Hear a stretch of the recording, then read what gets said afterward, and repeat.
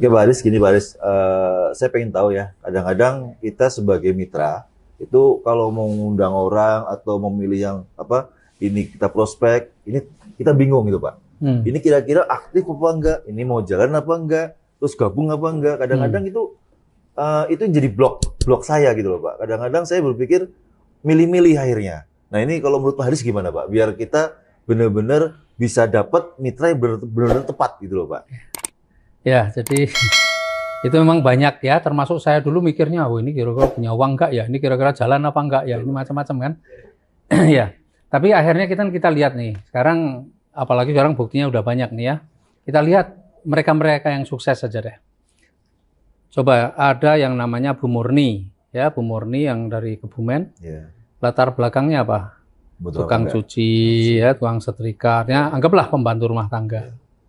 Ada yang di Jawa Timur, di timnya Bu Novi, itu pemulung. Di timnya Bu Akaper ini yang di Makassar, ada yang tukang parkir, ada yang penjual sayur keliling. Artinya yang sudah berprestasi ya, yang sudah dapat reward ya. Kemudian banyak sih, ada yang sampai jual kambing. Artinya secara finansial kelihatannya orang-orang yang ini. Artinya begini, itu dari satu sisi. Kemudian kita lihat lagi dari yang PNS, banyak nggak yang berhasil? Banyak. Dari kepolisian, ya ada contoh, bahkan ada Bu AKPR ini yang ini ya.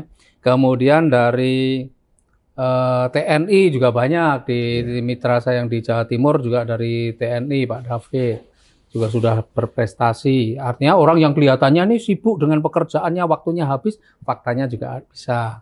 Kemudian yang dari sisi pendidikan, kadang-kadang kita ngelihat, wah ini cahaya SDW lulus. Faktanya ada Mas Beni yang cuma kelas berapa SD, itu dia bisa dapat Pajero, kan gitu kan. Nah dari sisi usia, wah cah nom masih mahasiswa, faktanya ada mahasiswa yang dapat Pajero juga, Mas Andika juga mahasiswa udah dapat Mobilio. Jadi sebenarnya siapa sih sebenarnya yang pas untuk kita ajak? Sebenarnya kalau akhirnya melihat fakta-fakta di lapangan bahwa mereka yang sukses itu berbagai latar belakang, berarti siapa saja. Nggak ada yang kita pilih. Kadang-kadang kita ini salah memilih kan. Orang yang kelihatannya, wah ini orangnya bagus nih, semangat nih, orangnya lingkup pergaulannya bagus. Tapi ketika dia sudah mengambil keputusan, ternyata mentalnya tidak sebagus yang kita bayangkan. Akhirnya nggak jalan juga. Banyak nggak? Oh banyak kan yang begitu, yang kita bayangkan. Makanya kita kadang-kadang salah nih yang ngejar-ngejar orang. Wah kalau dia closing nih, pasti nanti ini berkembang. Faktanya begitu dia closing, nggak seperti yang kita harapkan. Nah, akhirnya kalau kita selalu memilih begitu, yang terjadi apa? Kadang-kadang mental kita kalau nggak siap, kita down juga. Karena kita membayangkan, wah misalnya nih, wah Pak Joko ini kalau ikut nih pasti jalan nih, Pak Wing nih kalau itu pasti jalan. Ternyata nggak semua, saya kan drop juga karena saya membayangkan ini. Maka jangan berharap, jangan pilih-pilih antara satu dengan yang lain. Karena sebenarnya sukses kita ini tidak ditentukan oleh siapa latar belakang pendidikan, latar belakang sosialnya, bukan itu aja latar belakang ekonomi. Tetapi sukses itu kan ditentukan oleh sejauh mana impiannya kan, kekuatan impian kan. Jadi kalau kita melihat pemulung, kenapa dia sukses? Karena impiannya luas, dia membayangkan kapan saya berhenti dari pemulung nih kalau tidak ini. Dan itu menjadi impian dia, maka dia akan berusaha luar biasa. Dan faktanya ada gitu kan. Yang tukang parkir, wah dia ada impian kuat, saya ini udah 20 tahun jagain motor mobilnya orang lain, nggak pernah punya mobil ini. Nah ini kesempatan saya punya mobil, karena faktanya tukang parkir udah puluhan tahun dijalanin, nggak bisa membuat dia punya mobil misalnya. Nah faktanya akhirnya dia bisa. Jadi yang menggerakkan itu impian. Yang pengusaha juga ada. Yang pengusaha yang nggak jalan banyak nggak? Ya banyak juga kan. Tapi pengusaha yang jalan banyak? Ya banyak juga. Ya jadi yang menggerakkan itu impian. Jadi kalau impiannya kuat dan dia yakin bahwa usaha ini bisa mengantarkan dia pada impian, pasti all out kan. Nah itu. Berarti siapapun diundang gitu Pak ya? Siapapun prinsipnya. Jadi nggak peduli.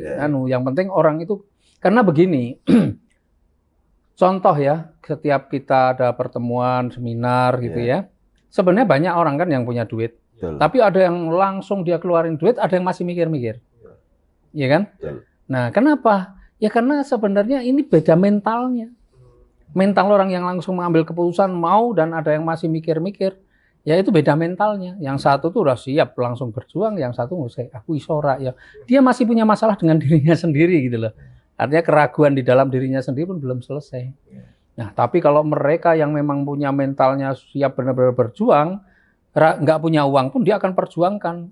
Banyak sekali orang yang ketika mau memulai nggak punya duit nih, maka dia akan berjuang. Bagaimana caranya bisa punya duit? Dan banyak cara sih. Apalagi kalau di kita ini kan cuma 2 juta bukan 2 miliar. Ya kan? 2 juta itu saya sering katakan jangan mikir 2 juta itu seperti mikir bayangin 200 juta apalagi yang 2 miliar.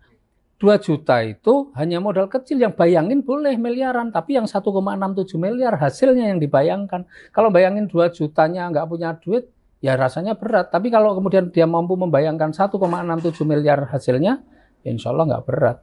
Nah, mereka yang bisa membayangkan hasil akhirnya, meskipun saat ini nggak punya duit, pasti dia akan perjuangkan bagaimana caranya yang 2 juta ini ada. Jadi kemampuan membayangkan hasil akhir dan keyakinan untuk bisa mendapatkan hasil akhirnya.